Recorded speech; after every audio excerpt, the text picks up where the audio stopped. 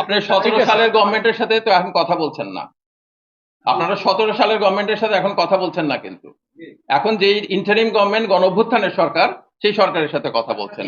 এই সরকারের যেটা কাজ, জি, আপনারা যখন এর আগের সরকারের ব্যাপারে কিন্তু যেটা হয়েছে আমরা সারা দেশের মানুষ জানি, ওই জন্য ওই সরকার পালায় গেছে। এখন যে সরকারের সাথে কথা বলছেন এটা গণ অভ্যুত্থানের সরকার। গণ অভ্যুত্থানের সরকার যেটা করার সেটা চেষ্টা করছে। এই পর্যন্ত যা সংগ্রহ হয়েছে 3,78,000 এখানে। এর বাইরে ঢাকায় 7,50,000 বিভিন্ন জায়গায় আছে, যা আগামীতে কয়েকদিনের মধ্যে ঢুকবে। আমরা চেষ্টা করেছিলাম চামড়ার সংগ্রহটা যেন এবার ভালোভাবে হয়, যেন মূল্যটা যতদূর সম্ভব